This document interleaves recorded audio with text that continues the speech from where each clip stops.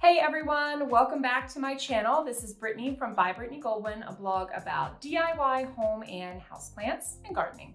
And today I have something a little bit different. We're not going to be doing a straight houseplant care video.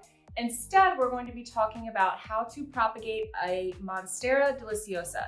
So I did a care video about my big Monstera deliciosa recently, and I have a really popular post on my blog about propagating this plant. So I wanted to do a longer video and take some updated pictures to help walk you guys through all the different ways I like to propagate this lovely little plant.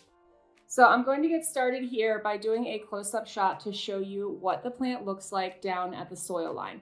So as you can see, this is actually multiple different plants in the pot. This is not one plant. This is actually a pretty good, I got this for $14, which is a little bit pricier than you might pay somewhere else, but there are multiple plants in the pot and it was from a little plant shop in town that I love to support, so totally worth it for me.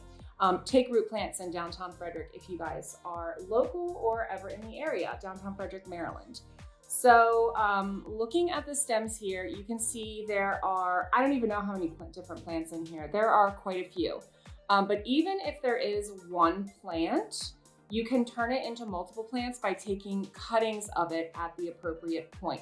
So the first cutting I'm going to take is right here. See, these two leaves right here have their own little growth point, and they have, as a bonus here, they have a little growth point. You can see there was a leaf here. Can you guys see that?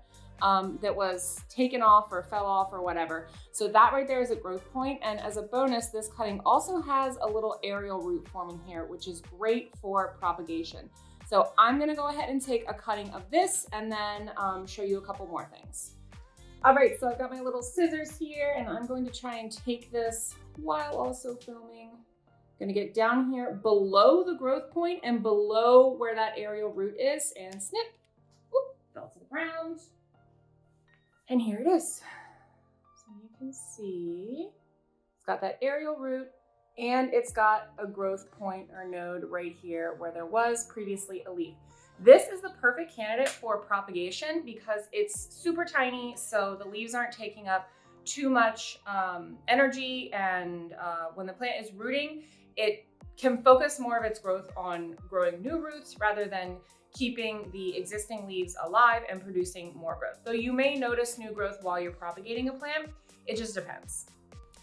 So for this cutting, this is the one I'm going to use the moss method for. It's teeny tiny, and generally I only like using moss methods for plants that I can like lay flat or that aren't as tall like this. I really like doing it for Hoyas. But I'm going to use this one for moss because I should be able to set it down into a little container and put a baggie over it to keep the humidity high. All right, and I'm back. I have gone ahead and taken 3 different cuttings. So this is the one I'm going to do in moss, this is the one I'm going to do in water, and this is the one I'm going to do in LECA. And then now you'll see there's still quite a lot of plant here with like multiple plants that I could probably separate. So I'm going to show you how to take this out of the pot and separate these plants at the root level. This is plants that are already rooted. You won't be taking cuttings here to root them like you will with these. Okay, so for the water propagation, all you need is some sort of container. I like to use something clear so I can monitor root development. This is just something I got from like a Goodwill a couple years ago. I've had it forever. And it's perfect for propagation. So you just fill it with water and stick your cutting down in. And obviously I overfilled that because it is leaking. So I just use regular tap water for this. Some people say they use distilled water just so that they can get like any chemicals and stuff out of the water. I don't overthink it. For this plant, I just throw some water from the tap and pop the cutting in. For the sphagnum moss and perlite propagation mixture, I've gone ahead and mixed that up here. It's literally just sphagnum moss and chunky perlite. You want to dampen the moss and then squeeze out all of the extra moisture and then kind of fluff it up in here so that there is air circulation, and the perlite helps with that too. And then we take our little cutting and we just nestle it down to the very bottom, and there we go. So normally I would just either put this in my clear propagation box, or I would pop a plastic bag over top as like a little makeshift humidity dome and put it in the windowsill. But it is the middle of winter here. So what I'm gonna do is I'm gonna put this in my little IKEA greenhouse cabinet on top of my little seedling mat that I have on the bottom. That's what I use for winter and fall propagations, just because they need a little bit of extra humidity for root development. And yeah, so I'll show you that when I put this away. I also forgot to note that I am planning to use my Clonex rooting gel for all of these propagations. You don't have to use it. I propagated Monstera plenty of times without using it, but I have it and I don't want it to go bad, so I am going to be using this gel. And if you've used this or another rooting hormone, that's totally fine. Also, let me know if you like this, because I've had this forever and I haven't used it a ton. I really don't want it to go bad. I've had it in the fridge. And if there's other rooting stuff you use that you like, let me know in the comments too. All right, so for the LECA propagation, you want to start with a jar. This is just a recycled jar, old pickle container that I took the label off of. And you want to add in LECA to be the reservoir for water at the bottom. So this is before you put your cutting in. This one I have about like a third filled up with LECA. That's just based on the amount of LECA I have and the size of the container. So then I'm going to go ahead and dip this in rooting hormone. And disclaimer, please do not dip your cuttings directly in your rooting hormone because it can contaminate it, but I am feeling lazy, so that's what I'm gonna do. So then you take the cutting and you set it in the LECA. Do not bury it all the way down in that reservoir, and then just slowly fill in around the cutting with your LECA.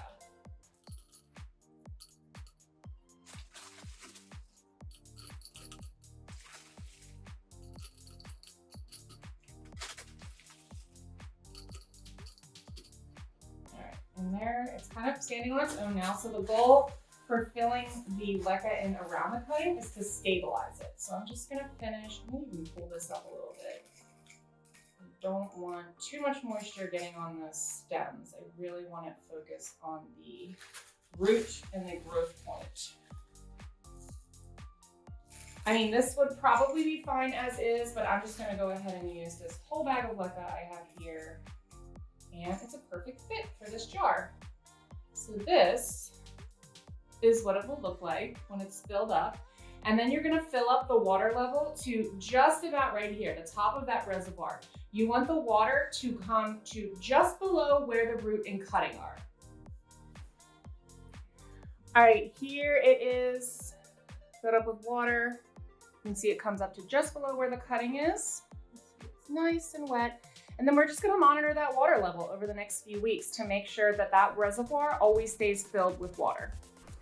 All right, and now I'm going to show you all how to perform surgery on this plant.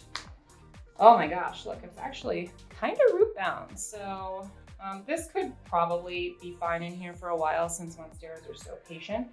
But I am going to just gently break apart the roots here. Remove the soil.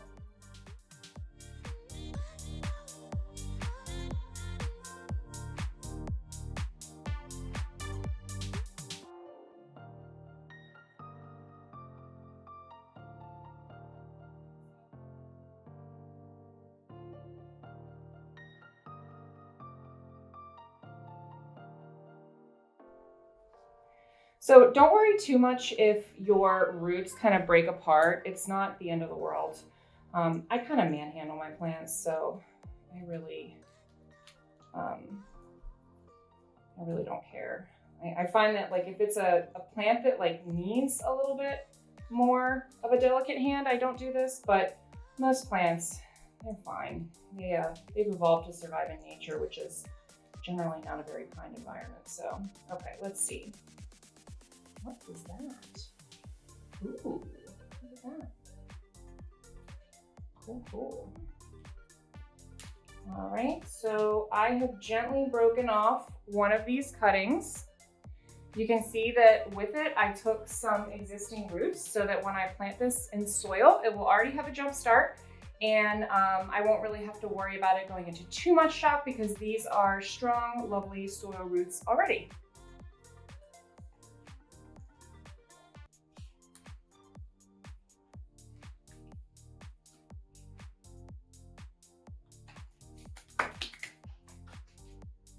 So as I'm prepping these for soil, you'll see that I'm actually going to take off the oldest, smaller leaves on the plants. And that's just because I want the plant to focus on its new growth and root development and not focus on these older, smaller, more juvenile leaves. I would recommend keeping at least 2 leaves on each cutting. 2 to 4 is generally going to be fine. Now I have 2 planters here. I have my original and I have a terracotta that I'm going to keep for myself. And I have 5 different plants that I split apart. I'm going to put 2 of these plants in the smaller container and 3 of them in the larger terracotta container.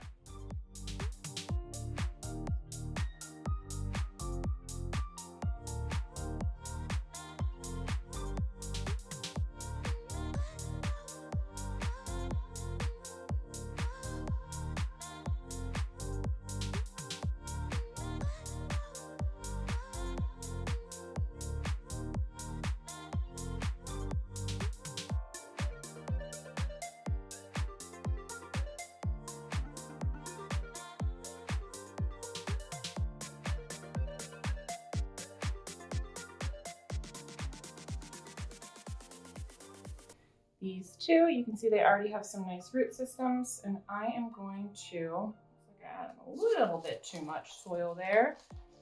I'm going to put these all the way down, and then I'm going to backfill the soil around the roots. You can use rooting hormone for this if you want to.